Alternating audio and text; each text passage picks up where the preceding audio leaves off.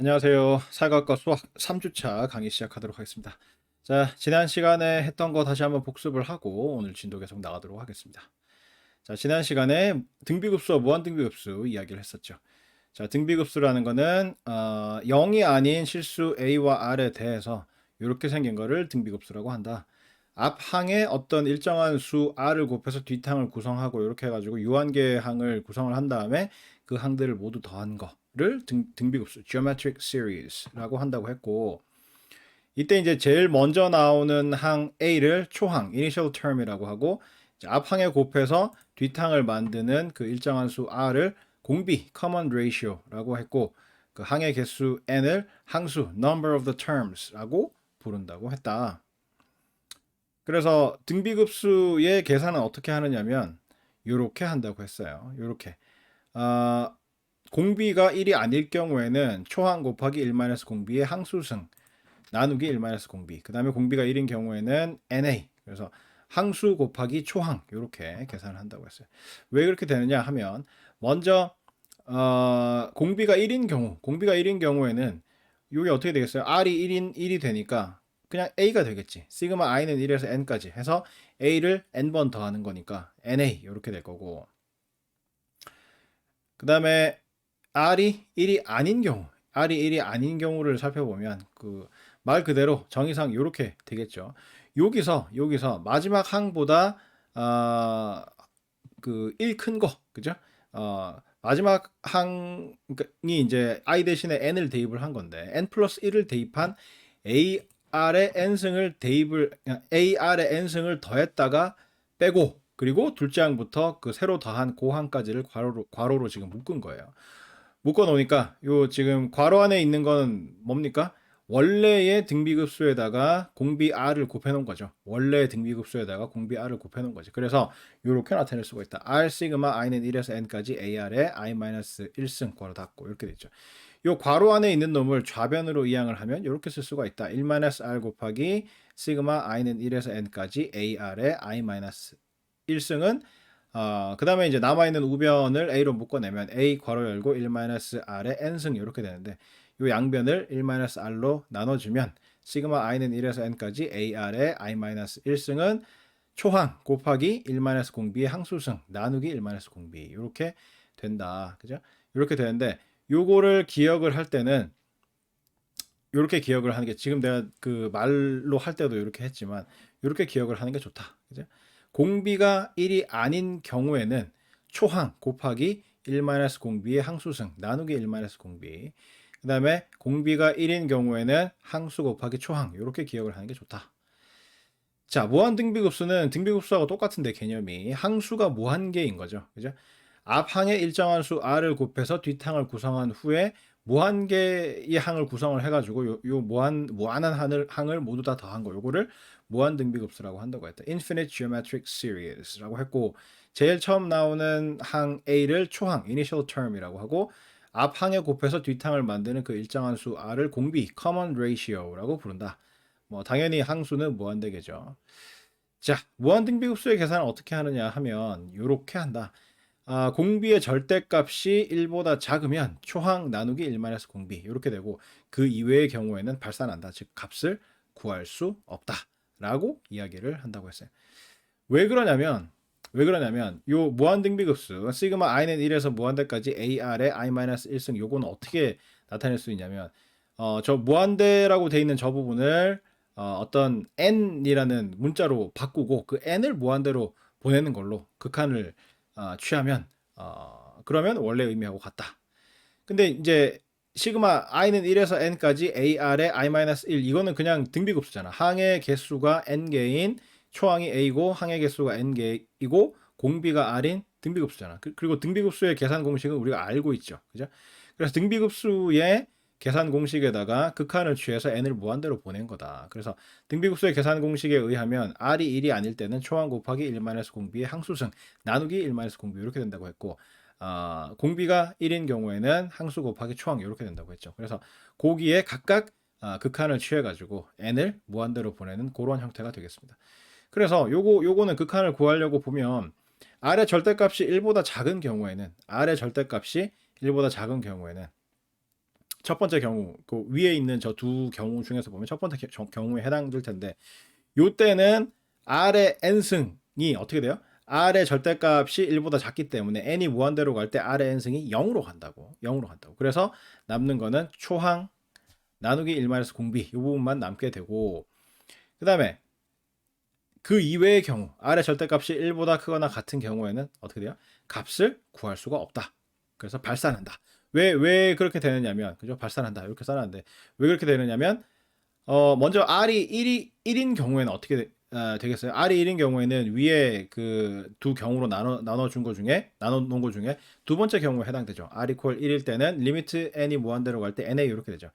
그러면 저기서 n이 무한대로 가버리면 어떻게 돼요? a의 부호에 따라서 a가 양수이면은 na는 양의 무한대로 가고 a가 음수이면 음의 무한대로 갈 거냐. 양의 무한대나 음의 무한대는 실수가 아니지. 그래서 발산한다라고 이야기를 할 수가 있는 거고 r의 절대값이 1보다 커서 그러니까 r 자체가 공비 자체가 1보다 큰 경우가 돼버리면 그 위에 이제 두 경우로 나눠 놓은 것 중에서는 어쨌든 공비가 1이 아니니까 첫 번째 경우에 해당이 될 텐데 이때 r이 1보다 커버리면 어떻게 돼요? r의 n승 하면 n이 무한대로 갈 때 저 r의 n승은 무한대로 간다고 그죠? 무한대로 간다고. 그래서 전체 저 값이 그죠? a의 부호나 이런 거에 따라서 플러스 무한대로 갈 수도 있고 마이너스 무한대로 갈 수도 있고 뭐 그런 상황이 발생을 하는 거고 그죠? 그래서 역시 발산하게 되는 거고 그다음에 r의 절대값이 1보다 크면서 음수인 경우가 되면 어떻게 됩니까? r이 예를 들어서 마이너스 2 같은 거 그러면 r의 n승이 n이 무한대로 갈 때 어떻게 됩니까? 플러스 마이너스 부호가 이렇게 출렁출렁 거리면서 플러스 무한대와 마이너스 무한대 사이로 계속 가죠. 값을 정할 수가 없죠. 그래서 발산한다. 그다음에 r이 마이너스 1인 경우에도 저 첫 번째 경우에 해당이 될 텐데 r이 마이너스 1인 경우에도 r의 n승 적에 마이너스 1, 마이너스 1, 1 이렇게 계속 왔다 갔다 하죠. 하나의 실수값을 정할 수가 없지. 그래서 발산한다고 할 수 있다. 그래서 결국 r의 절대값이 1보다 크거나 같은 경우에는 값을 정할 수가 없다. 발산한다. 이렇게 되고 값을 정할 수 있는 경우에는 r의 절대값이 공비의 절대값이 1보다 작은 경우에 한해서 공비의 절대값이 1보다 작은 경우에는 n이 무한대로 갈 때 r의 n승이 0으로 수렴을 하게 되기 때문에 저 전체 극한값이 a 나누기 1-공비 이렇게 된다 이 말이죠. 그래서 이렇게 무한등비급수는 이렇게 계산할 수가 있다. 즉 공비의 절대값이 1보다 작은 경우에만 값을 구할 수가 있는데 그때는 초항 나누기 1-공비가 되고 그 이외의 경우에는 값을 구할 수 없다. 즉 발산한다 이렇게 이야기할 수가 있다. 그래서 무한등비급수의 계산 공식도 이렇게 기억을 하는 게 좋다. 공비의 절대값이 1보다 작은 경우에는 초항 나누기 1-공비 공비의 절대값 그 이외의 경우에는 발산한다. 이렇게 기억을 하는 게 좋겠다. 여기까지가 지난 시간에 했던 내용이죠. 여기까지가 지난 시간에 했던 내용이고 자 이번 시간에는 이제 지난 시간까지 했던 그리고 방금까지 했던 요 개념을 응용을 해가지고 이 금융에서의 가장 기본이 되는 화폐 시간가치 문제에 대해서 다뤄보도록 하겠습니다. 화폐 시간가치가 뭐냐면 동일한 금액이어도 시점에 따라서 가치가 다르다. 동일한 금액이어도 시점에 따라서 가치가 다르다라는 게 화폐 시간 가치의 개념이에요. 즉 여러분이 어떤 내기를 했어. 내기를 해가지고 친구하고 같이 내기를 해가지고 뭐라고 할까? 무슨 내기를 한다고 할까? 아, 무슨 내기를 하면은 적당할까요? 음, 동전을 탁 튀겨가지고 그죠? 앞면이 나온다, 뒷면이 나온다, 그죠? 그래서 한 명은 앞면에 걸고 한 명은 뒷면에 걸었어요. 근데 10만 원 내기를 했어. 팅 튕겨가지고 탁 결과가 나오면 둘 중에 하나는 이기고 하나는 질 거 아니야, 그죠? 그러면 10만 원 내기를 했는데 10만 원을 주기로 한 친구가 나 지금 가진 돈 없어. 1년 후에 줄게. 그래요. 그러면 10만 원을 지금 받는 게 유리할까요? 아니면 1년 기다렸다가 1년 후에 받는 게 유리할까요? 지금 받는 게 유리하지. 지금 받는 게 유리하지. 왜? 지금 10만 원을 받으면 10만 원을 은행에 넣어놓으면 어떻게 돼요? 이자가 붙지. 이자가 붙지. 그래서 1년이 지나면 10만 원보다 더 큰 금액이 된다고. 근데 1년 후에 10만 원을 받으면 어떻게 돼요? 이자를 못 벌잖아. 그동안에. 그죠? 그래서 손해라는 거지. 그래서 똑같은 10만 원이지만 지금의 10만 원하고 1년 후의 10만 원은 가치가 다르다. 그게 화폐 시간 가치. 그게 화폐 시간 가치. 동일한 10만 원이지만 지금의 10만 원과 1년 후의 10만 원은 가치가 다르다. 그래서 가치를 비교하려면 어떻게 해야 돼요? 지금의 10만 원을 이자를 붙여가지고 1년 동안 은행에 넣어서 이자를 붙이면 1년 후에 얼마가 되느냐를 계산을 해야 그게 지금의 10만 원의 1년 후의 가치가 된다. 그래서 1년 후에 10만 원하고 지금의 10만 원을 비교를 하면 동일 시점으로 환산을 해가지고 비교를 하면 지금의 10만 원이 더 가치 있는 금액이라는 거죠. 왜? 지금 10만 원은 예를 들어서 어, 이자율이 연간 10%라고 해보자. 지금 뭐 10%였던 적은 한 30년 30년 전에 마지막으로 10%대를 찍은 후에 지금 뭐 없죠. 지금은 30년 30년까지는 안 됐나? 1998년 IMF 때 1998년 99년 그 무렵이니까 한 20여 년 전, 20여 년 전에 은행 예금 금리가 한 20% 가까이까지 간 적이 있어요. IMF 권고에 의해서 그죠?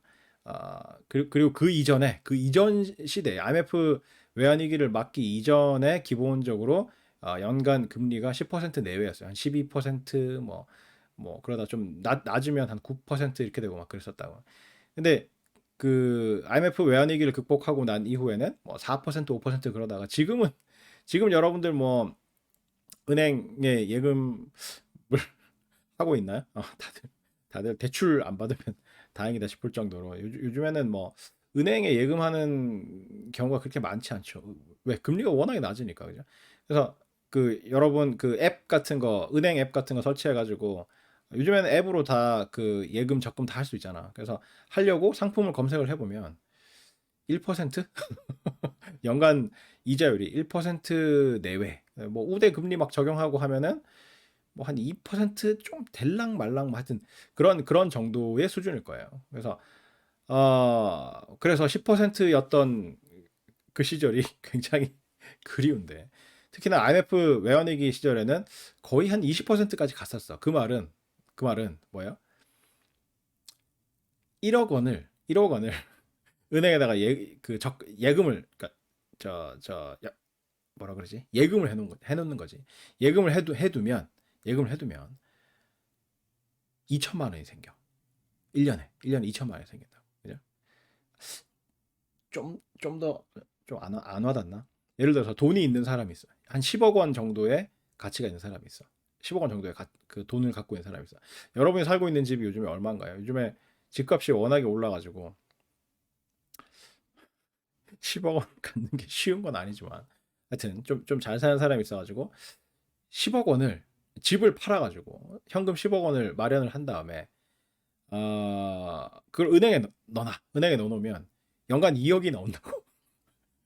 연간 2억이 나오던 그런 시절이야. 그런 시절이야. 그러면 아니 여러분 뭐 취업해가지고 돈 벌고 해가지고 연봉 2억 벌기가 쉽나? 아니잖아, 그죠? 그러면 여러분들 부모님들 같은 경우에 뭐 걱정할 필요가 없어. 그죠? 걱정할 필요가 없다고. 그 그러면 월세도 같이 그만큼 오를 가능성이 높겠지만 어쨌든 아니 지금 살고 있는 집을 팔아. 판 다음에 뭐 원룸에 살던가 그죠? 그러니까 월세 주면서 월세 하더라도 한 달에 뭐 얼마 주겠어요? 원룸 진짜 큰 거 해가지고 한 50만 원, 한 달에 50만 원씩 준다. 한 달에 50만 원씩 준다. 그러면서 그 집 한 그 10억 원을 은행에다가 넣어놔. 은행에 넣어놓으면 연간 2억 원씩 이자가 생긴다니까? 그죠? 그럼 어떻게 되세요? 2억 원을 12로 나눠봐. 2억 원을 12로 나눠봅시다. 2억 원을 12로 나누면 어떻게 되는지 봅시다. 2억 원이면 0이 몇 개지? 몇 개지? 2하고 0이 8개인가? 이러면 2억 원인가? 1, 10, 100, 1000, 만, 10만, 100만, 1000만, 1억. 그죠? 이게 2억 원이지. 그죠? 0이 8개지. 0이 8개죠. 요거에 요거를 12로 나눠봐. 12로 나누면 이거 얼마입니까? 1, 10, 100, 1000, 만, 10만, 100만, 1000만, 1600만 1600만 원. 그러니까 월로 환산을 해도 매월 1600만 원씩 은행에서 준다니까. 그러면 1600만 원 중에서 한 50만 원, 50만 원짜리 그 원룸에 살 필요도 없지. 그죠? 그렇지 않나? 그렇지 않나? 그죠? 아니 뭐 떵떵거리고 살 수 있다고. 그죠? 그런 시절이었어. 지금은 이게 불가능한. 지금은 이게 불가능한데 지금은 뭐 1% 내외로 금리가 형성돼 있기 때문에 10억 원 해도 10억 원을 넣어놔도 만약에 1%라고 하면 얼마입니까? 1000만 원? 연간 1000만 원이에요. 연간 1000만 원이기 때문에 1000만 원이면 얼마냐? 0이 7개인가요? 7개인가? 1, 10, 100, 1000, 만, 10만, 100만, 1000만 원. 요거를 12로 나눠봐. 요거를 12로 나누면 아이 이렇게 하네. 1, 10, 100, 1000, 만, 10만 원. 83만 원 정도 받죠. 그죠? 지금은 10억 원을 은행에 예치를 해놔도 연간 그 이자율이 1%라고 하면 그죠? 83만 원 받아. 83만 원 번다고. 그러면 엄청난 격차죠. 엄청난 격차지. 하여튼 그런 시절이 있었어. 그런 시절이 있었어. 그래서 뭔 이야기가 하다가 이렇게 된다. 하여튼 이런 게 이제 화폐 시간 가치. 그러니까 그러니까 이자를 고려를 한다는 거죠. 이자를 고려한다는 거죠. 그래서 지금의 10만 원하고 여러분이 내기 해가지고 그죠? 동전 던지기 해가지고 앞이 나올 거냐 뒤가 나올 거냐 내기를 했다고 하면 그죠? 10만 원 내기를 해가지고 진 사람이 이긴 사람한테 그러니까 못 맞춘 사람이 맞춘 사람한테 10만 원을 주는데 그걸 지금 받는 사람 입장에서는 유리하다는 거지. 왜? 갖고 있으면 그걸 은행에다 넣어놓으면 단 1%라도 이자가 붙기 때문에. 그죠? 그래서 지금의 10만 원하고 1년 후에 10만 원을 비교를 하면 그러니까 지금 10만 원 받는 게 유리하냐 1년 후에 10만 원 받는 게 유리하냐를 생각을 하려면 지금 10만 원을 받으면 은행에 넣어가지고 1년 동안 넣어두면 이자만큼 붙지. 10만 원보다 더 큰 금액이 되잖아. 그죠? 근데 1년 후에 10만 원을 받으면 그냥 10만 원이지. 그래서 지금의 10만 원이 1년 후의 금액으로 환산을 해보니까 10만 원보다 더 큰 금액이 되더라. 그래서 동일한 1년 후의 시점으로 환산을 해서 비교를 해보니까 지금의 10만 원은 1년 후에 10만 원보다 더 큰 가치를 갖더라. 라는 게 화폐 시간 가치야. 화폐 시간 가치야. 그래서 동일한 10만 원이라는 금액이어도 어느 시점에 10만 원이냐에 따라서 그 가치가 달라진다. 이게 화폐 시간 가치의 개념이고 그거는 기본적으로 이자 때문에 생겨요. 이자 때문에 생긴다고. 그래서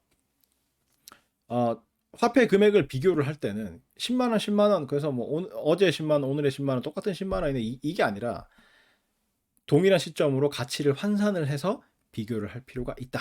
그래서 그 환산하는 이야기를 하는 게 지금 우리의 이 목표예요. 환산하는 이야기 하는 거. 자, 스몰 t 시점, 그러니까 금융에서는 시점을 항상 스몰 t로 나타내. 현재 시점을 스몰 t로 나타내. t는 타임의 약자죠. 타임의 약자고 mt라고 할 때 저 m은 money의 약자예요. money. 그러니까 t 시점에서의 금액이 mt인 어떤 금액이 있어요. 금액이 있는데 이게 라지 t 시점. 라지 t 시점은 스몰 t보다는 이제 미래 시점이야. 미래 시점. 라지 t 시점에서의 가치가 M 라지티 인 이러한 화폐 금액과 그다음에 연간 이자율 R에 대해서 금융에서는 시간 단위는 기본적으로 연 단위를 쓰고 그다음에 이자율은 연간 이자율을 쓴다고. 연간 이자율이 뭐냐면 은행에다가 원금을 맡겨놨을 때 1년 동안 받게 되는 이자 금액 총합 나누기 원금 그 비율이 연간 이자율이야. 그러니까 은행에 원금을 집어넣어놨을 때 1년간 이자로 받게 되는 총 금액 나누기 원금 그게 연간 이자율이에요. 그래서 모든 이자율은 연간 이자율로 표시하도록 법적으로 정해져 있어요. 모든 이자율은 연간 이자율로 표시하도록 정해져 있다고. 왜? 안 그러면 헷갈리니까. 안 그러면 헷갈려. 우리나라뿐만 아니라 전 세계적으로 이자율이라 하면 기본적으로 연간 이자율로 표시하도록 되어 있고 특수한 경우에 그거를 뭐 월간 이자율이라던가 아니면 일별 이자율이라든가 이런 걸로 표시를 하려면 그렇다고 명시를 명확하게 해줘야 돼. 그죠? 그래서 1%인데 이게 일별 이자율이다. 그죠? 그렇게 이야기하는 거랑 그냥 이자율 1%다. 이건 다른 의미야. 그냥 이자율이 1%다라는 이야기는 연간 이자율이 1%라는 뜻이고 일별 이자율이 1%다라는 이야기는 하루 동안에 적용되는 이자율이 1%다. 즉 원금 대비해서 하루 그러니까 원금을 어디다 은행에다 넣어놨을 때 하루 동안 받게 되는 이자 금액 나누기 원금 그 비율 그게 1%라는 뜻이야. 그게 일별 이자율이라는 뜻이죠. 그죠? 그래서 금융에서는 모든 시간 단위는 연 단위이고 이자율은 연간 이자율로 나타내도록 돼 있어요. 그래서 지금 아마 우리나라 같은 경우에 이게 제도가 계속 중간중간에 바뀌어가지고 매년 법정 최고 이자율이 정해져 있거든요. 그래서 지금은 아마 26%를 못 넘게 돼 있을 거예요. 연간 이자율을 26% 이상 받으면 불법이야. 그래서 법정 최고 이자율을 26%인가로 묶어놨어. 한번 찾아보면 지금 또 바뀌었을 수도 있는데 내가 작년 여름엔가 찾아봤을 때 하여튼 연간 이자율 법정 상한이 26%인가 그렇게 돼 있어. 그렇게 돼 있는데 그 불법의 세계가 있죠. 불법의 세계. 예를 들어서 오징어 게임 같은 데 보면 주인공 성기훈이 처음에 이제 오징어 게임 처음에 시작하다 보면 뭐 경마장 가가지고 돈을 딴 다음에 돈 갖고 나오다가 딸 생일에 생일 선물 사주겠다고 500만 원인가 벌었잖아. 벌어가지고 나오다가 빚쟁이들한테 쫓겨가지고 화장실 가가지고 다 털리고 실컷 두들겨 맞고 신체 포기각서 막 찍고 막 그러잖아. 그죠? 그러잖아. 근데 그게 되게 현실적인 이야기거든. 현실적인 이야기인데 왜 그렇게 되느냐 하면 뭐 여러 가지 뭐 극한 상황에 몰리고 그래서 돈이 필요한데 은행에 가면 돈을 안 빌려줘. 은행에 가면 돈을 안 빌려준다고. 왜? 돈을 못 갚을 것 같으니까. 직업도 없고. 그죠? 그 다음에 기존에 빚도 많아. 그리고 그 빚 중에 못 갚은 것도 있어. 그죠? 뭐 언제까지 얼마만큼의 이자를 내고 뭐 원금은 얼마를 갚고 뭐 그렇게 해놨는데 그걸 못 갚은 것도 있고 빚도 어마어마하게 많은데다가 소득이 없어. 직업이 없어. 그죠? 그런 경우에 은행에서 빌려주겠어? 안 빌려줘요. 그럼 어떻게 해요? 불법 사금융으로 가는 거지. 사채업자들한테 가는 거지. 그죠? 사채업자들한테 가면 어떻게 돼? 꼬득이지. 이자 우리 싸. 은행 이자가 지금 뭐 1.2%인데 우리는 1% 해줄게. 우와, 싸다 이러면서 덜컥 돈을 빌려. 근데 알고 보면 약관에 밑에 귀퉁이에 조금 보면 일별 이자율 1% 이렇게 돼서 일별 이자율 1% 됐다고. 일별 이자율 1%면 연간 이자율은 얼마가 되겠어요? 1년이 365일이라고 치면 1% 곱하기 365 하면은 365%야. 365%. 그러니까 원금의 3.65배를 이자로 내야 되는 거야. 그러면 만약에 1년 동안 빌렸다. 일별 이자율 1%로 해서 1년 동안 돈을 빌렸다라고 하면 1년 동안 지급해야 되는 이자만 원금의 3.65배고, 그죠? 거기에 원금도 갚아야 되는 거야. 그러면 만약에 1,000만 원을 빌렸다라고 하면 원금 1,000만 원뿐만 아니라 이자 금액인 1,000만 원의 3.65배인 3,650만 원을 이자로 더 갚아야 되는 거야. 그런 상황이 되는 거야. 그러면 원금하고 이자하고 합치면 얼마겠어요? 총 갚아야 되는 금액은 얼마겠어요? 4,650만 원이 되지. 그죠? 1,000만 원 빌렸는데 1년 후에 4,650만 원을 갚아야 되는 그런 상황이 발생하는 거예요. 왜? 1%라는 이자율이 연간 이자율이 아니라 일별 이자율이기 때문에. 그죠? 사채업자 불법 사금융 사채업자들이 하는 수법이 그런 게 되게 많아요. 그래서 우리 금리 싸 이러면서 뭐 1%에 줄게 뭐 이래가지고 사람들이 혹해가지고 은행 가면 은행에서 안 빌려주고 뭐 당신은 뭐 체납을 많이 하고 빚이 많고 그래가지고 우리가 당신한테 빌려주면 돈 떼일 것 같고 그래서 안 빌려줘 안 빌려줘. 그래서 퇴짜 맞고 돈 못 빌리고 그러는데 밖에 나오니까 전단지에 어 그러니까 이자율 1% 금리. 이자율이나 금리나 같은 말이에요. 금리라고 하기도 하고 이자율이라고도 하기도 하는데 금리 1% 싸다 이러면서 빌려 가시오 이러면서 뭐 이렇게 전단지가 막 돼 있어. 그래서 혹해가지고 전화를 탁 하니까 바로 돈을 1,000만 원을 확 줘. 빌려줘. 통장으로 막 보내줘. 오 이러면서 막 좋아가지고 썼는데 나중에 1년 지나가지고 갚을 때 되면 1,000만 원 처음에 1,000만 원 빌렸는데 1년 후가 되니까 4,650만 원 내놓으래. 그럼 어떻게 됐어? 못 갚지. 안 그래도 직업도 없고 막 그러는데. 그러니까 도망 다니는 거, 도망 다니는 거고. 그 사채업자들은 뭐야? 어차피 불법이잖아. 연간 이자율이 법적으로는 법정 상한이 26%로 돼 있는데 아니 연간 이자율로 환산을 하면 일별 이자율 1%를 연간 이자율로 환산하면 365%인데 당연히 불법이지. 불법으로 돈을 빌려준 사람들이 정식으로 이렇게 뭐 청구해 소송해가지고 돈을 받으려고 하겠어? 아니죠. 쫓아다니면서 폭행하고 협박하고 그다음에 신체 포기각서를 지켜야죠. 신체 포기각서라는 게 뭐냐면 몸에 있는 장기를 빚을 못 갚을 경우에 그죠? 빚을 못 갚을 경우에 몸에 있는 장기를 떼서 팔고 그 판 돈으로 빚을 대신한다. 이런 각서야, 이런 각서야. 그래서 거기 보면 이제 성기훈 같은 경우에 그 사채업자들한테 실컷 두들겨 맞고 신체 포기각서에 지장을 찍죠. 지장을 찍는데 만약에 그렇게 해가지고 오징어 게임에 참여를 하지 않고 나중에 이제 그 사채업자들한테 걸리면 어떻게 되겠어요? 뭐 방법이 없어. 실컷 두들겨 맞고 수술대에 누워가지고 그 강제로 수술 당해가지고 뭐 콩팥이라든가 그러니까 장기 중에서 이렇게 두 개씩 있고 해가지고 하나 없어도 생명에 지장 없는 뭐 그런 거 있잖아요. 그런 거를 떼가지고 어디론가 이제 파는 거지. 당연히 장기를 매매하는 것 자체도 불법이죠.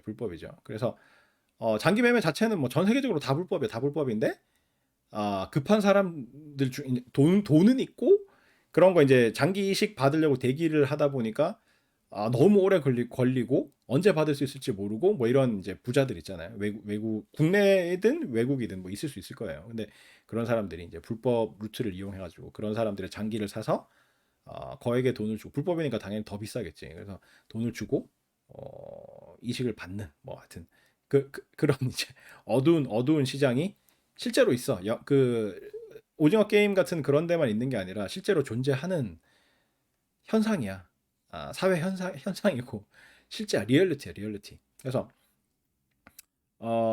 오징어 게임을 쭉 보다 보면 그 중간에 뭐 그런 거 있잖아요. 뭐 게임에서 탈락해가지고 떨어진 사람들 장기 적출해가지고 팔고 이런 일당들 있잖아. 그런 일당 나오죠. 근데 장기 적출하려고 이렇게 배를 열어보니까 이미 콩팥이 하나 없어. 뭐 이런 못 본 사람, 그러니까 못 본 사람들은 아마 거의 없을 거라고 생각하지만 그런 장면을 놓친 사람들은 그 장면들을 다시 한번 보세요. 그런 얘기가 나와. 근데 굉장히 현실적인 이야기예요. 왜냐하면 여러분 그 실제로 그런 사례들이 꽤 있거든, 꽤 있고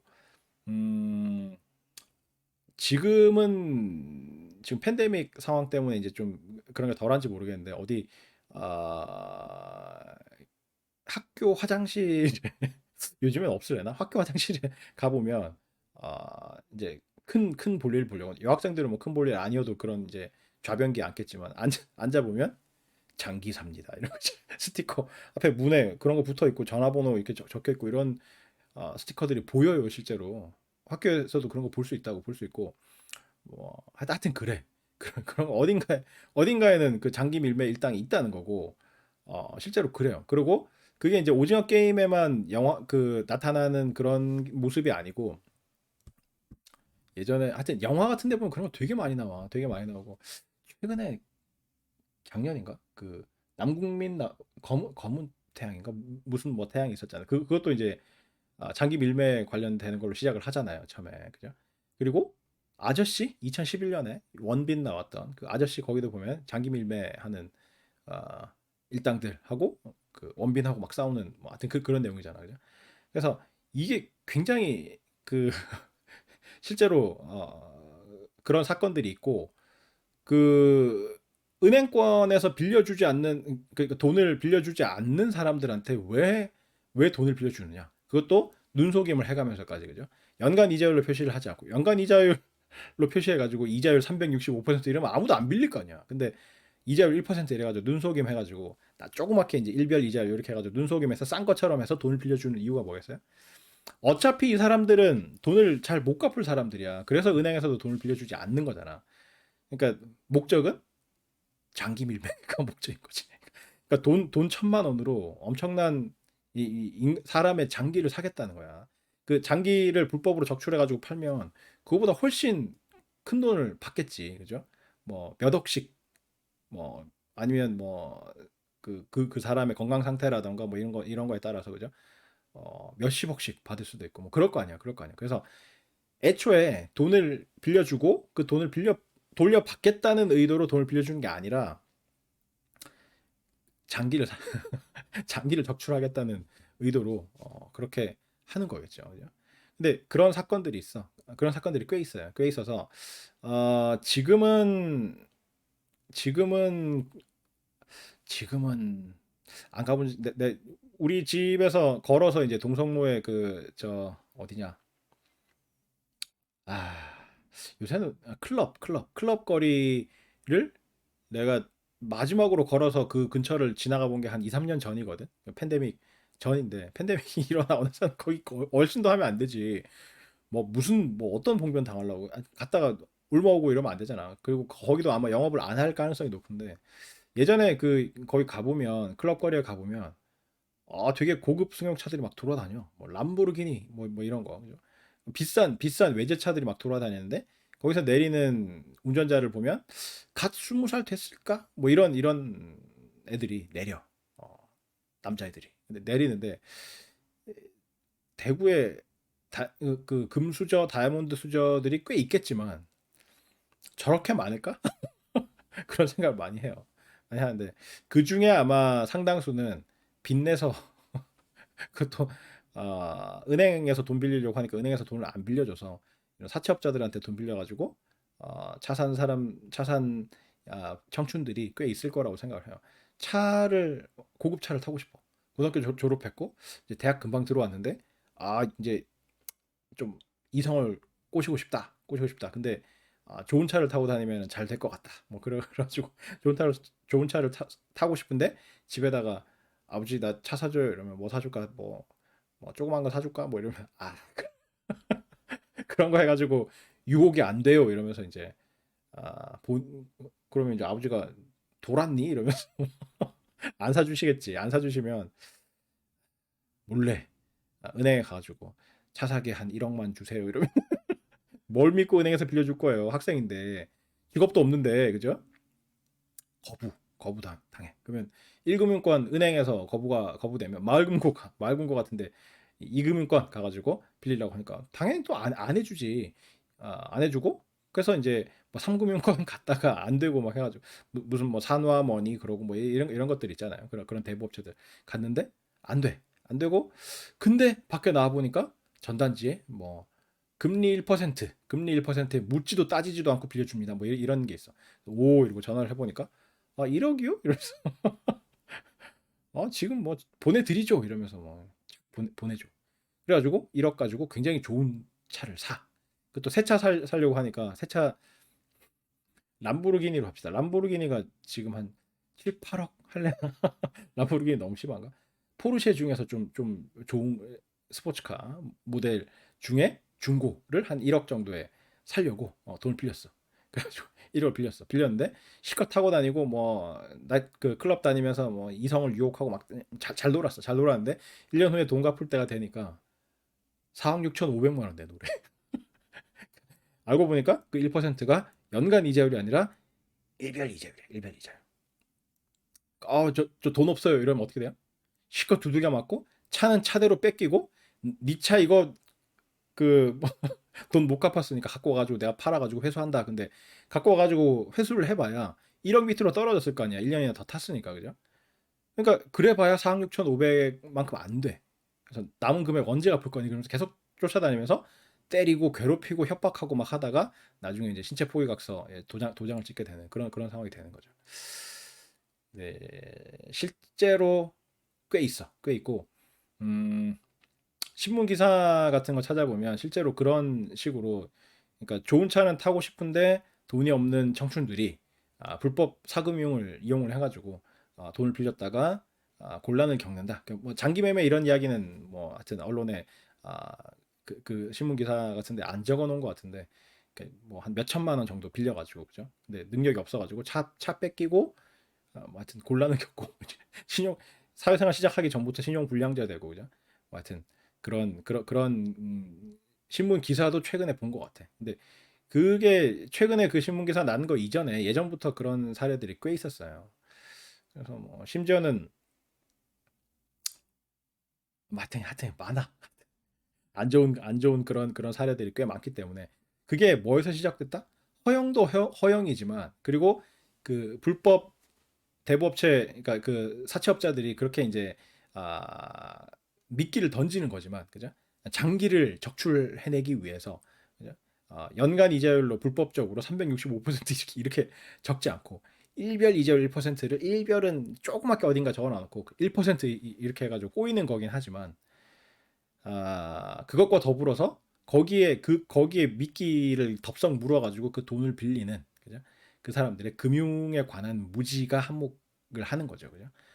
아, 연간 이자율과 일별 이자율은 다르다. 그러니까 이자율의 기간이 다르다, 그죠? 이자율 계산하는 그 기간이 다르다라는 거를 인식을 하고 법적으로는 연간 이자율로 모든 이자율은 연간 이자율로 표시를 하도록 되어 있고 그 상한은 26%다라는 걸 알고 있으면 어, 어째서 나처럼 직업도 없고 신용 저 돈 갚을 능력이 안 되는 사람한테 은행 이자율보다 더 낮은 이자율 1%로 나한테 돈을 빌려주려고 할까 의심을 해보고 약관을 찾아보면 일별 이자율이라는 문구를 찾으면 빌리면 안 되는 거죠. 그러면 얘네가 돈 빌려줘 놔놓고 이자를 노리고 돈을 빌려주는 그런 놈들이 아니고 나의 장기를 노리는구나 이렇게 생각을 하고 돈을 빌리면 안 되는 거죠, 그죠? 그래서 금융에서는 기본적으로 시간 단위는 연 단위야. 그러니까 금융 관련되는 공식이나 뭐 이런 거에 이제 시간 단위를 집어넣을 때는 연 단위로 해야 돼요. 연 단위. 그래서 만약에 지금 시점 T 시점하고 라지 T 시점 사이에 시간 차이가 얼마냐? 근데 6개월이다. 그러면 6개월을 연 단위로 환산하면 얼마가 돼요? 2분의 1 연이지. 그죠? 6개월은 2분의 1 연이지. 그죠? 한 달이다. 그럼 12분의 1 연이지. 그죠? 한 달. 1개월은 12분의 1 년이죠. 연 단위로 환산을 해야 되고 하루는 어떻게 환산하겠어요? 하루다.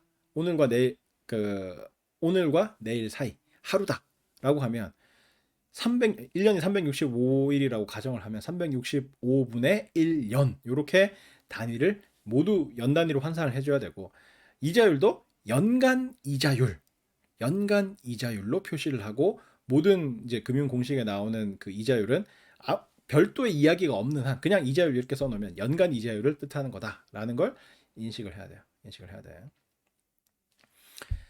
자, 그래서 T 시점에서의 가치가 M 스몰 t이고 라지 T 시점에서의 가치가 M 라지 t인 화폐 금액과 연간 이자율 R에 대해서 물가 상승은 고려하지 않아요. 물가 상승은 고려하지 않아요. 물가가 뭐예요? 물건의 가격이야. 물건의 가격. 그러니까 물건의 가격인데 평균적인 물건의 가격이야. 물가 뭐 정부에서 공식적으로 뭐 소비자 물가가 뭐 얼마고 생산자 물가가 얼마고 물가가 어떻게 됐고 뭐 그 이야기 할 때 물가는 어떤 그 뭐 소비자 물가냐 생산자 물가냐 뭐 하여튼 그 기준에 따라서 정해놓은 물품들이 있어. 그 물품들의 이제 평균적인 가격을 의미를 하는데 물가가 상승한다는 이야기는 무슨 의미예요? 거꾸로 이야기하면 어, 화폐 가치가 떨어진다는 이야기죠. 화폐 가치가 떨어진다는 이야기지. 그래서 예를 들어서 10만 원을 가지고 여러분이 어, 고급 레스토랑을 갔다고 해봐. 근데 고급 레스토랑은 아니다. 요즘에 무슨 패밀리 레스토랑이라고 합시다. 패밀리 레스토랑 가가지고 여자친구하고 혹은 남자친구하고 맛있게 먹었어. 먹고 나니까 5만 원이 나왔어. 5만 원이 나왔어. 그러면 그 5만 원짜리 그런 식사를, 그죠? 10만 원을 가지고 두 번 할 수 있지. 그죠? 두 번에 나눠 가지고 할 수 있지. 오늘 하고 한 달 후에 한 번 더 하고 이렇게 두 번 할 수 있잖아.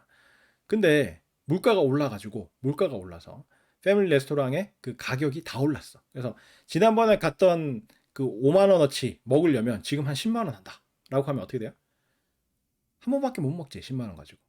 한 번밖에 못 먹는다. 그 말은 동일한 서비스나 재화를 획득하는 데 있어서 10만 원이 10만 원을 가지고 획득을 하려고 보니까 예전에는 두 번 획득을 할 수 있었는데 지금 한 번밖에 획득을 못 하는 거죠. 그 말은 화폐의 가치가 떨어진 거지. 물건은 똑같은데 혹은 서비스는 똑같은데, 그죠? 화폐 가치가 반으로 떨어진 셈이죠. 그죠? 그래서 물가가 오른다는 이야기는 동일한 화폐 금액으로 소비할 수 있는 그 수량이 줄어드는 거기 때문에 화폐의 가치가 상대적으로 떨어진다고 이야기를 할 수가 있는 거야. 그래서 이 물가 상승은 경제학에서 굉장히 중요한 개념이에요. 근데 금융에서는 최소한 내가 전공하는 금융도 이제 두 종류로 나눌 수가 있는데, 화폐금융론처럼 중앙은행이 어떻고 뭐 통화 정책이 어떻고 뭐 이런 이야기를 할 때는 물가가 되게 중요해요. 중요한 개념인데 투자하는 거, 주식에 투자하고 예금을 하고 뭐 금융상품을 사고 뭐 이런 투자와 관련된 금융들, 여러분이 일상적으로 뭐 저금을 얼마 하고 뭐 이렇게 그런 류의 여러분들의 일상생활하고 관련되는 금융에서는 물가 상승이 크게 중요하지 않아. 왜? 물가는 단기간에 확 오르지 않아. 그죠? 최소한 몇 년에 걸쳐서 오른다고. 그죠? 그러니까 최소한 1년 단위로 물가 그 상승률을 계산을 하지, 하루 단위 아니 몇 개월 단위로 물가가 얼마 올랐다 이런 이야기는 안 한다고. 왜? 그동안에는 물가가 잘 안 올라도 별로 그렇게 그 의미 있는 만큼 오르지 않는다고요. 그죠? 그렇기 때문에 금융 상황에서 여러분이 일상적으로 금융 생활을 하고 있는 이 금융 상황에서는 물가 상승이 없다고 가정을 하고 이론을 전개하는 게 일반적이에요. 그래서 뭐 여러분이 장기 투자를 한다. 30년 투자를 한다. 주식을 하나를 사가지고 여러분이 이 주식은 삼성전자 주식을 만약에 100주를 샀다. 100주를 사가지고 내가 지금부터 시작해서 30년 동안 이거 거래 안 해. 장롱에 넣어놓을 거야. 이럴 때는 물가를 고려하는 게 의미가 있는데, 대부분 삼성전자 주식을 사가지고 1년 이내에 다 팔잖아. 팔고 다른 걸로 또 바꾸고 종목 막 사고 팔고 이런 식으로 많이 하기 때문에 그런 경우에는 물가 상승을 고려하는 게 별 의미가 없다고요. 그동안에 1년 동안에 별로 그렇게 물가가 많이 오르지 않는다고. 그래서 일상적인 금융 상황에서의 이 거래 기간이 1년 내외 혹은 1년보다 더 짧은 경우가 대부분이기 때문에 투자론이라던가 이런 이제 여러분들과 관련되는 여러분 주변에서 이제 쉽게 보는 그런 금융 상황에서는 물가 상승을 고려하지 않고 이론을 전개하는 게 일반적이다. 그 외에 이제 정부에서 뭔가 정책을 세운다. 그래서 금리를 어떻게 했을 때 뭐 작년, 재작년, 그다음에 올해, 내년에 물가 추이가 어떻게 되고 뭐 경기 변동이 어떻게 되고 이렇게 해서 최소한 몇 년 단위로 뭔가 이제 경제 정책을 편다거나 할 때는 물가가 중요해요. 물가가 중요해서 화폐금융론 같은 경우 중앙은행이 어떤 정책을 취한다. 뭐 물가 목표를 얼마로 삼는다. 뭐 이런 거 이야기할 때는 물가 상승을 고려를 하는데, 최소한 여러분 생활에서 저금 예금 얼마 하고 뭐 주식에 얼마 투자하고 파생 상품에 얼마 투자하고 채권을 얼마 투자를 하고 이런 이야기 할 때는 물가 상승을 고려하지 않는 게 일반적인 상황이에요. 그래서 우리는 이 강의에서 뭐 이렇게 수학을 이용해 가지고 뭐 이렇게 그 응용하고 하는 이런 금융 상황에서는 물가 상승은 고려하지 않을 거야. 물가 상승은 고려하지 않고 이자만 고려할 거야. 이자. 그래서 물가 상승은 없다고 가정을 하는 거고, 그럴 때 요런 게 성립을 해. 요런 게 성립을 한다고. 자, 이자 계산을 1년에 한 번만 할 수도 있고, 두 번 할 수도 있고, 세 번 할 수도 있고, 네 번 할 수도 있고, 1년에 무한대 번 해가지고 매 순간순간 이자 계산을 하는 경우도 있다고. 근데 1년에 이자 계산을 한 번만 하는 경우에는 이러한 식이 성립을 해. 이러한 식이 성립을 한다고. 그래서 T 시점에서의 금액 MT라는 금액을 은행에다가 예금을 해놓으면 1년에 이자 계산을 한 번씩 하는 경우에는 라지 T 시점에서의 그 금액이 원리금 합계가 얼마가 되냐면 M 라지 T는 m 스몰 t 곱하기 1 플러스 r의 라지 t 빼기 스몰 t승 이렇게 되고, 그죠? m 라지 t는 라지 t 시점에서의 이 원리금 합계, 이 가치, 이 화폐금의 가치는 m 라지 t 이퀄 m 스몰 t 곱하기 1 플러스 r의 라지 t 빼기 스몰 t승 이렇게 돼 있고, 양변을 1 플러스 r의 라지 t 빼기 스몰 t승으로 나눠서 좌우변을 서로 바꿔봐. 그러면 두 번째 식이 된다. m 스몰 t는 m 라지 t 나누기 1 플러스 r의 라지 t 빼기 스몰 t승 이렇게 된다고. 그죠? 양변을 1 플러스 r의 라지 t 빼기 스몰 t승으로 나눠서 좌우변을 서로 바꾼 게 두 번째 식이라고. 그러면 어떻게 되겠어요? 요 두 식을 이용을 요 두 식 중에 하나를 이용을 하면, 만약에 현재의 10만 원이라는 금액을 알고 있고, 그죠? m 스몰 t가 10만 원이고, 그다음에 연간 이자율이 1%다. 그러면 r이 0.01이다. 그죠? 연간 이자율이 1%여가지고 0.01이다.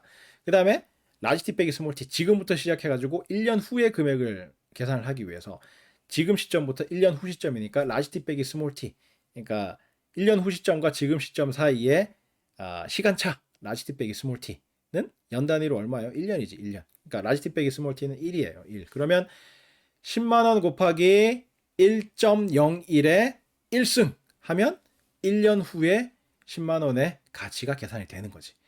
그 10만 원, 그러니까 지금의 10만 원을 은행에 넣어가지고 1년 후에 이자까지 받았을 때 그 금액, 그게 1년 후에 지금의 10만 원의 1년 후의 가치야, 가치. 그거랑 1년 후에 10만 원을 받게 된다라고 할 때 그 10만 원하고를 비교를 하면 당연히 이 금액이 크겠지. 은행에 넣어놓는 게 더 크겠지, 그죠? 그래서 계산기로 한번 두들겨 볼까?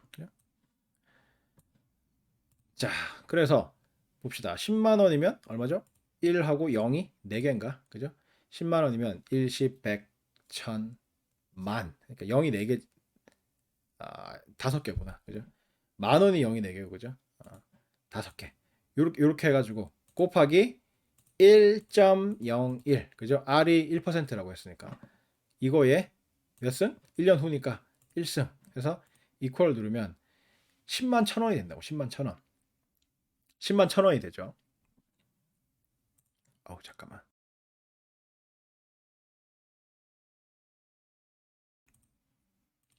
10만 1,000원이 되죠. 10만 1,000원이 돼서 지금 친구하고 내기 해가지고 10만 원을 받으면 이걸 은행에다가 연간 이자율 1%로 해가지고 1년 동안 넣어놓으면 10만 1,000원이 된다고. 이게 지금 10만 원에 1년 후의 가치라고. 그래서 지금 10만 원을 받는 게 1년 후에 10만 원 받는 경우보다 유리하다. 더 좋다.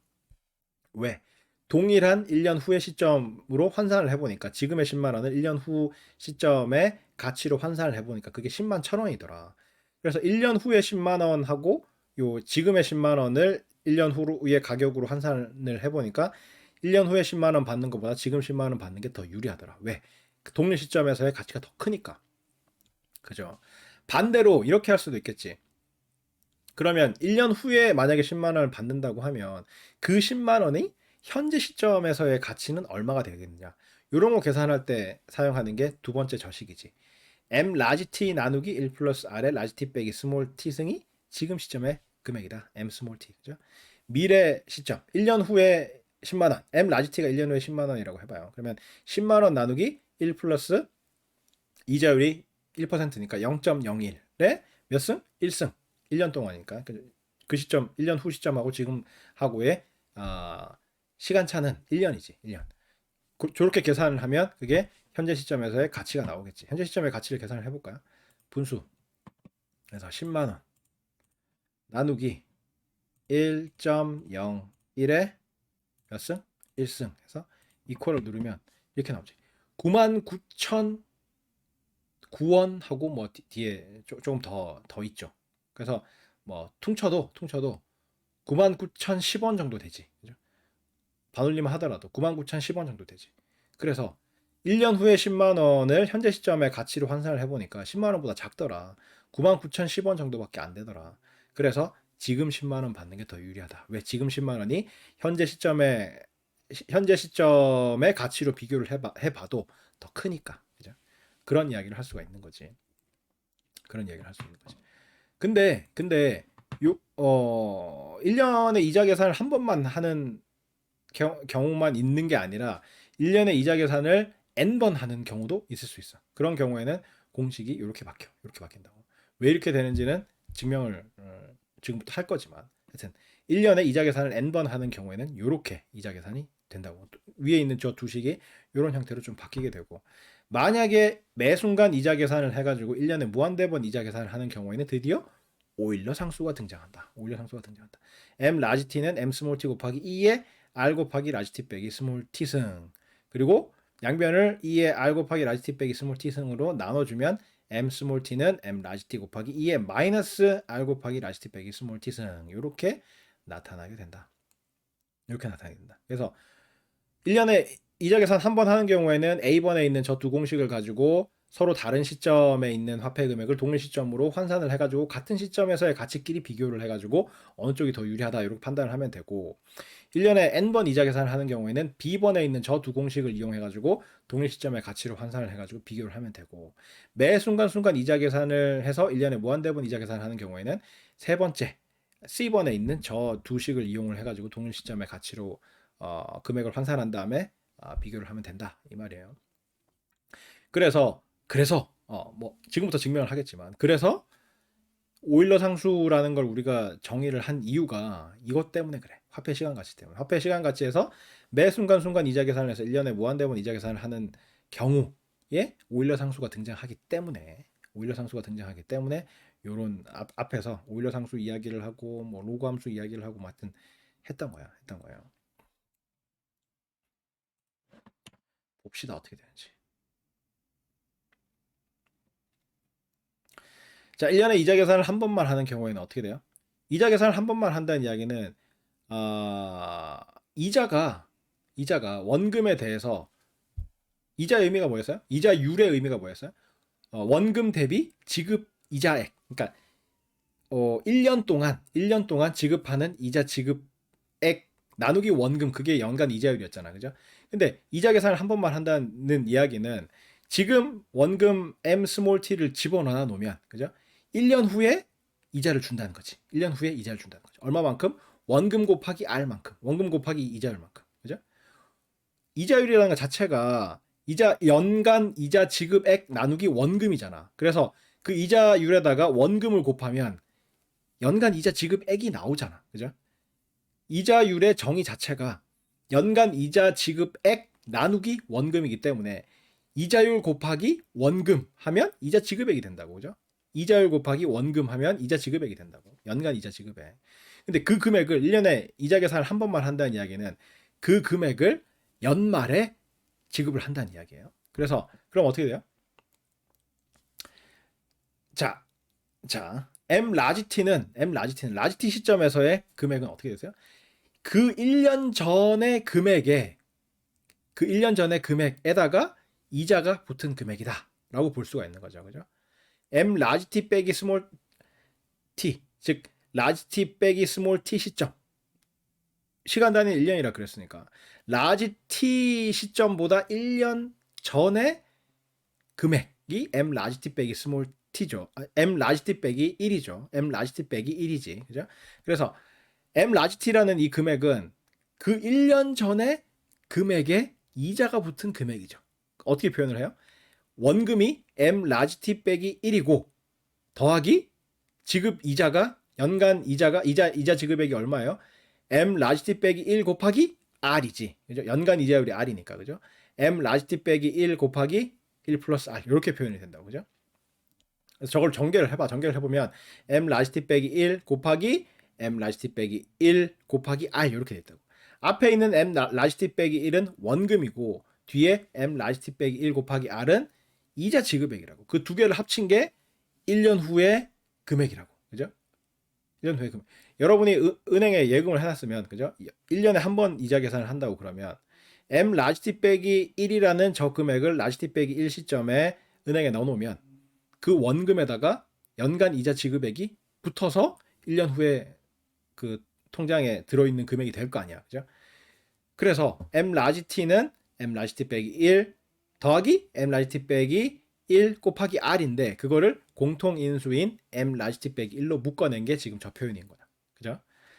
여기서 그러면 M 라지 T 빼기 1은 또 뭐냐 하면 M 라지 T 빼기 1은 2년 전에 그거에서 또 1년 전에 m 라지 t 빼기 2에 또 이자가 붙은 거잖아. 그죠? 그래서 m 라지 t 빼기 2 더하기 m 라지 t 빼기 2 곱하기 r 이렇게 되는 거죠. 그래서 공통인수로 m 라지 t 빼기 2를 묶어내면 m 라지 t 빼기 2 곱하기 1 플러스 r 이렇게 되는 거지. 그게 m 라지 t 빼기 1이죠. 그리고 뒤에 1 플러스 r이 있었지. 1 플러스 r이 있었지. 그죠? 파란색으로 표시된 m 라지 t 빼기 1은 m 라지 t 빼기 2 곱하기 1 플러스 r이고, 그리고 1 플러스 r은 그대로 있었고. 그래서 요거를 한꺼번에 써보면 어떻게 돼요? m 라지 t 빼기 2 곱하기 1 플러스 r의 제곱 이렇게 되죠. 제곱 이렇게 되지. 그 다음에 m 라지 t 빼기 2는 또 뭐냐 하면 m 라지 t 빼기 3 곱하기 1 플러스 r이지. 그죠? m 라지 t 빼기 3 곱하기 1 플러스 r이지. 그리고 뒤에 1 플러스 r의 제곱이 붙어 있었지. 그래서 한꺼번에 쓰면 m 라지 t 빼기 3 곱하기 1 플러스 r의 3승 이렇게 되지. 이런 식으로 쭉 내려가면 그죠? 결국 이렇게까지 간다고. m 라지 t 빼기 라지 t 빼기 스몰 t 곱하기 1 플러스 r의 라지 t 빼기 스몰 t 승 이렇게 된다고. 규칙을 잘 봐. m 라지 t 빼기 1 곱하기 1 플러스 r의 1승. 그 다음에 두 번째 줄 마지막은 m 라지 t 빼기 2 곱하기 1 플러스 r의 제곱. 그죠? 빼는 수만큼 지수로 올라가 있다고 지금. 그죠? 그 다음에 세 번째 줄의 마지막 부분을 보면 m 라지 t 빼기 3 곱하기 1 플러스 r의 3승. 빼는 3만큼 지수에 올라가 있지. 그래서 빼는 수가 라지 t 빼기 스몰 t면 지수도 라지 t 빼기 스몰 t라는 거지. 그래서 이렇게 돼 있어요. 이렇게 돼 있어서 여기 라지 t 빼기 스몰 t 저 부분을 정리를 하면 어떻게 돼요? 이렇게 쓸 수가 있지. 라지 t 서로 상쇄되고 남는 거는 스몰 t가 남겠지. 그래서 mt 곱하기 1 플러스 r의 라지 t 빼기 스몰 t승 이렇게 표현이 된다. 그래서 m 라지 t는 mt 곱하기 1 플러스 r의 라지 t 빼기 스몰 t승 이렇게 되고, 양변을 1 플러스 r의 라지 t 빼기 스몰 t승으로 나누고 좌우변을 서로 바꾸면, 그죠? 그러면 m 스몰 t는 m 라지 t 나누기 1 플러스 r의 라지 t 빼기 스몰 t승 이렇게 쓸 수가 있다. 이게 A번에 관한 증명이고, 그죠? 얼굴을 치웁시다. 이게 A번에 관한 증명이고, 자, 이번에는 1년에 이자 계산을 n번 하는 경우를 생각을 해봐요. 1년에 이자 계산을 n번 한다는 이야기는 이자 지급을 연말에 한 번 주는 게 아니라, 그죠? 연말에 한 번 그 계산해가지고 통장에 반영을 하는 게 아니라 n번 한다는 거죠. n번. 예를 들어서 1년에 2번 한다고 해봐요. 그러면 6개월마다 이자 계산을 해. 그래서 지금 10만 원을 넣어놨는데 예전에 1년에 한 번 이자 계산하는 경우에는 연간 이자율이 1%라고 하면 10만 원에 1%인 이자를 1년 후에 그 통장에다가 입금을 해준다는 거지. 그러면 1년 후에 10만 1,000원이 되는 거지. 그죠? 그런 거였는데 이게 1년에 2번 이자 계산을 한다. 6개월 단위로 이자 계산을 한다라고 하면 이자를 6개월 후에 지금 10만 원 넣어놓으면 6개월 후에 한 번 통장에 넣어주고, 그죠? 그리고 또 6개월이 지나면 통장에 있는 그 금액을 원금으로 해서 거기에 또 이자를 붙여준다는 이야기죠. 붙여준다는 이야기죠. 그 말이야. 그래서 1년에 이자 계산을 n번 한다는 이야기가 그 이야기야. 그죠? 근데 여기서 주의해야 될 거는 연간 이자율이 1%인데 1년에 2번 이자 계산을 하게 되면 6개월 단위로 이자 계산을 하게 될 텐데 1%의 이자를 그 연간 이자율을 적용해서 이자를 주지는 않는다는 거지. 그죠? 연간 이자율이 1%라는 이야기는, 그죠? 연간 이자율이 1%라는 이야기는 연간 이자 지급액 나누기 원금이 1%라는 뜻이잖아. 그죠? 그러면 6개월 동안의 이자 지급액은 얼마가 돼야 되겠어요? 연간 이자 지급액을 2로 나눠야 되겠지. 2로 나눠야 되겠지. 그죠? 아니, 연간 이자 지급액 나누기 원금이 연간 이자율이라며. 그죠? 그러면 6개월 동안에 적용되는 이자율은 얼마겠어요? 6개월 동안 이자 지급액 나누기 원금 이렇게 돼야 될 거 아니야. 그러면 6개월 동안의 이자 지급액은 어떻게 계산하겠어요? 연간 이자 지급액을 2로 나눠야지. 그래서 연간 이자율을 2로 나누면 그게 6개월간 이자 지급, 그러니까 그 6개월간 적용되는 그 이자가 될 거 아니야. 이자율이 될 거 아니야. 그죠? 그래서 연간 이자율이 R일 때 이자 계산을 2번 하면 연간 이자율을 N으로 나누면 되는 거고. 그죠? 2로 나누면 되는 거고. 그죠? 6개월 단위로 이자 계산을 하니까. 만약에 12번 이자 계산을 한다. 그래서 매월 이자 계산을 한다라고 하면 연간 이자율을 12로 나누면 되는 거야. 그죠? 그렇잖아. 그렇잖아. 그런 거야. 전혀 어려운 내용이 아니야. 그죠? 그래서 연간 이자율이 12%다. 그러면 월별 이자율은 얼마겠어요? 월간 이자율은 얼마겠어요? 12로 나눠. 왜? 1년은 12달이니까. 그죠? 12로 나누면 1%다. 그죠? 월간 이자율은 1%다. 1%다. 그럼 분기별 이자율은 얼마겠어요?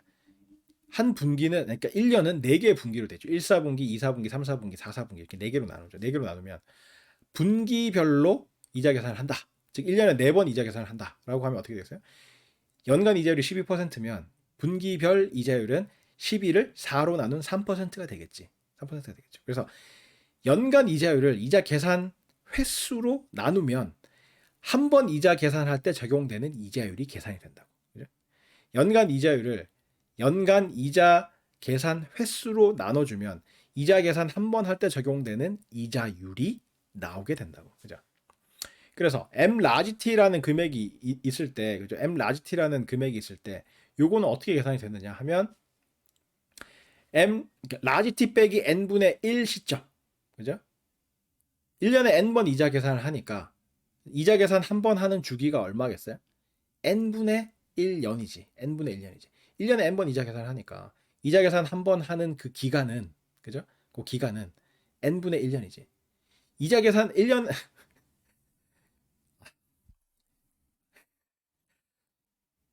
한 달에 한 번씩 이자 계산을 한다고 해봐. 그럼 어떻게 되겠어요?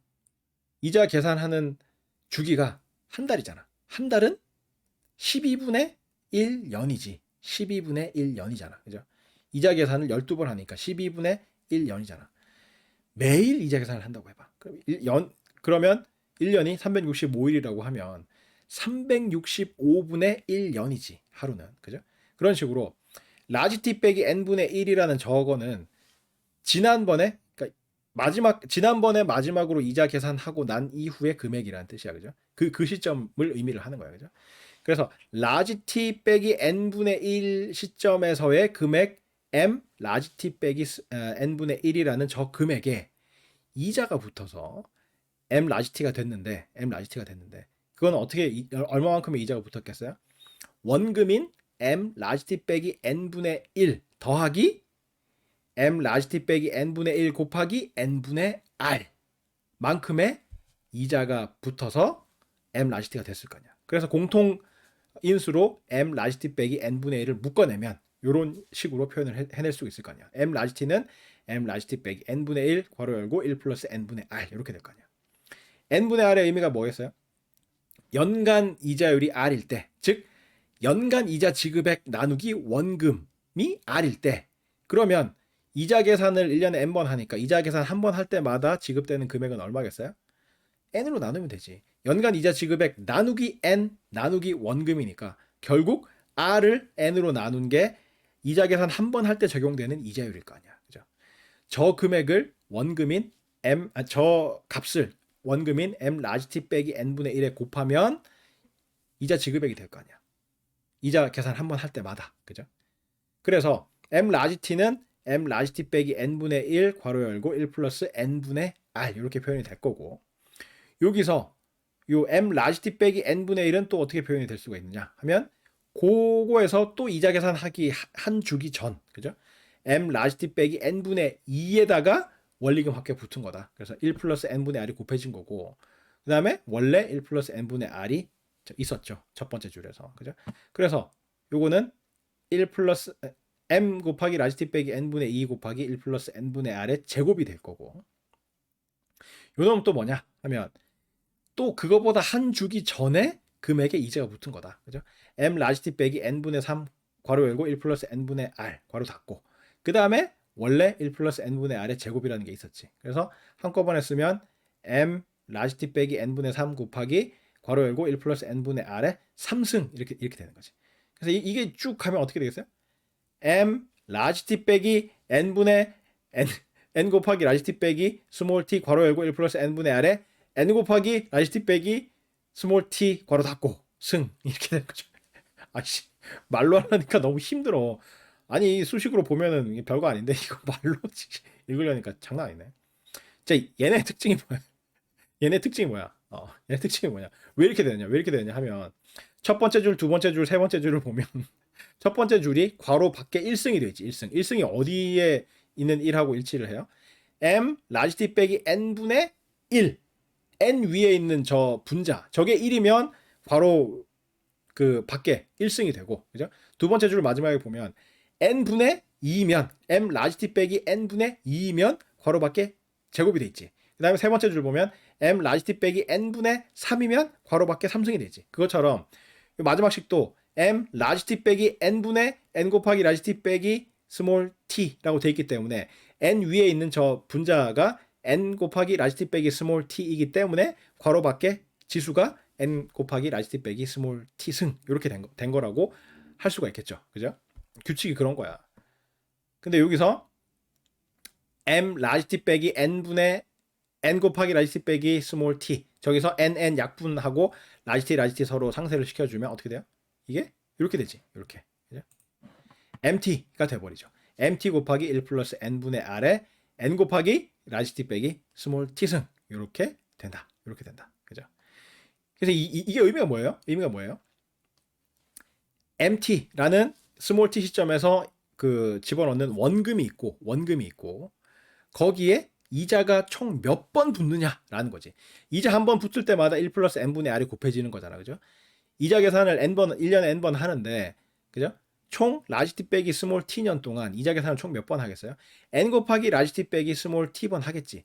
근데 이자 계산 한 번 할 때마다 1 플러스 n분의 r이 곱해지는 거잖아. 그렇기 때문에 mt에다가 1 플러스 n분의 r에 n 곱하기 라지 t 빼기 스몰 t승이 되는 그런 형태가 되는 거지. 그죠? 이자 계산 한 번 할 때마다 1 플러스 n분의 r이 곱해졌잖아. 그죠? 이자 계산 주기마다 이자 계산 한 번 할 때마다 1 플러스 n분의 r이 곱해졌는데 1년에 n번씩 해서 스몰 t 시점부터 라지 t 시점까지 총 라지 t 빼기 스몰 t년 동안 이자 계산 총 횟수가 얼마예요? n 곱하기 라지 t 빼기 스몰 t 번 이자 계산을 하겠지.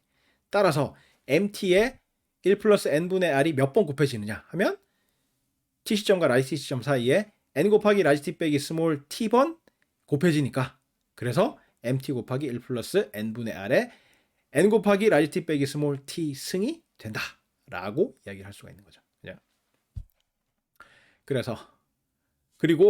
그래서 이렇게 되는데 그래서 m 라지 t는 m 스몰 t 곱하기 1 플러스 n분의 r에 괄호 닫고 n 곱하기 라지 t 빼기 스몰 t승 이렇게 되는데 이 괄호 안에 있는 1 플러스 n분의 r 저거는 이자 계산 한 번 할 때마다 곱해지는 값이지. 왜? 요걸 곱하면 원금 더하기 이자 계산 한 번 할 때마다 붙는 이자 금액이 되니까. 그죠?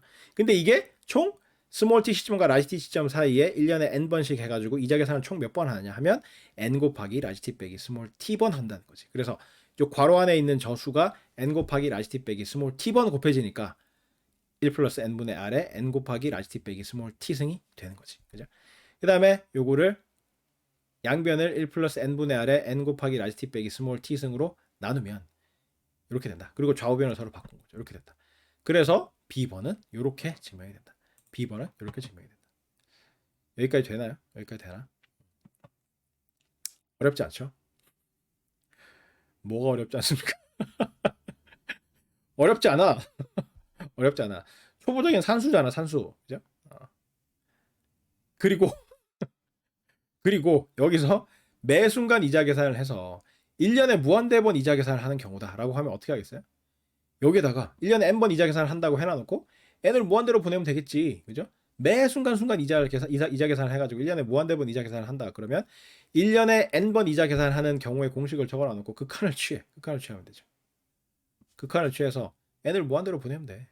n을 무한대로 보내면 돼.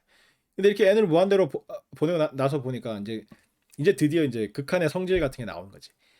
리미트 밑에 있는 그 극한 취하는 그러니까 무한대로 보내는 변수가 뭐예요? n이지. n. 스몰 n이지. 근데 극한의 성질이 뭐였어요? 이 극한 취하는 변수하고 관련 없는 놈들은 전부 다 극한 밖으로 빼낼 수 있다는 게 성질이었잖아. 그죠? 그래서 이렇게 쓸 수가 있어. 스몰 n하고 관련 없는 놈들은 전부 다 밖으로 다 빼내면 MT 저거는 스몰 n하고 관계 없잖아요. MT 밖으로 빼내고 그다음에 몇 승이라고 돼 있는 것 중에서 라지 t 빼기 스몰 t 저 부분을 밖으로 빼낸 거야. 그죠?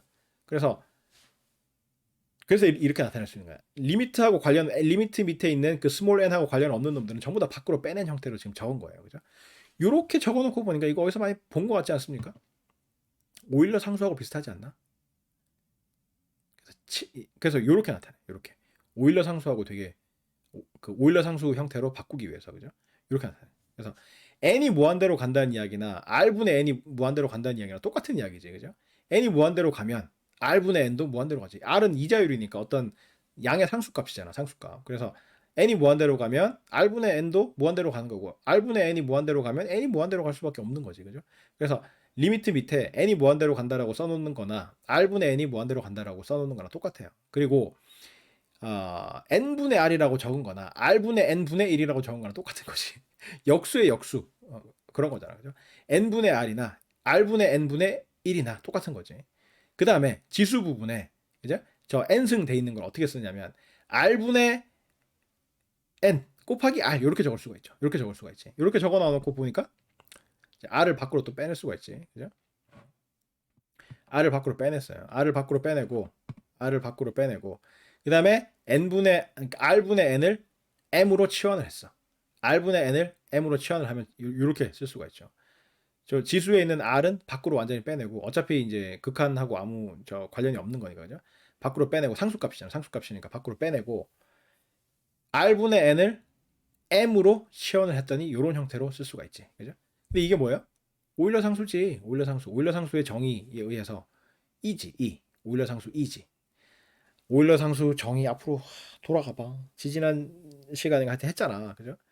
리미트 m이 무한대로 갈 때 1 플러스 m분의 1의 m승은 이지. 그래서 이렇게 적을 수가 있다. 그래서 저걸 2로 적어놓고 나니까 mt 곱하기 2에 r 곱하기 라지 t 빼기 스몰 t승이 된다는 것을 쉽게 알 수가 있죠.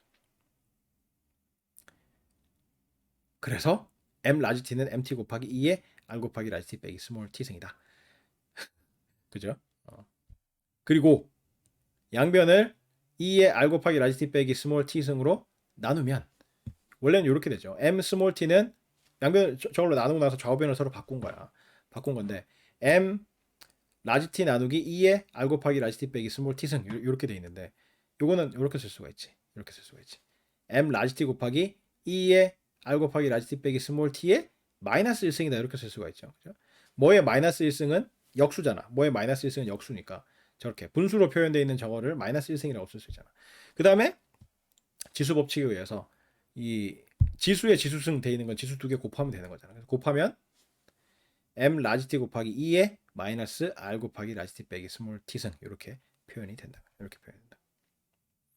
그래서 m 라지 t는 m 스몰 t 곱하기 2에 r 곱하기 라지 t 빼기 스몰 t승이 되고 양변을 2에 r 곱하기 라지 t 빼기 스몰 t로 나누면 m 스몰 t는 m 라지 t 곱하기 2에 마이너스 r 라지 t 빼기 스몰 t승이 돼서 이 두 식을 이용을 하게 되면 연간 이자율을 알고 있고 1년에 무한대번 매 순간순간 연속적으로 이자 계산을 한다는 사실을 알고 있으면 현재 가치로부터 미래 가치를 계산하거나 미래 가치로부터 현재 가치를 계산해낼 수가 있게 된다라는 걸 알 수가 있죠. 다시 해야 되는데 시간이 다 됐네. 여기까지 하고 다음 시간에 오늘 한 거를 다시 한번 복습을 하고 아마 문제도 나와 있나 하여튼 예제 같은 거 풀어보는 그런 시간을 갖도록 하겠습니다. 자, 오늘 여기까지 하고 다음 시간에 보도록 합시다. 수고했습니다.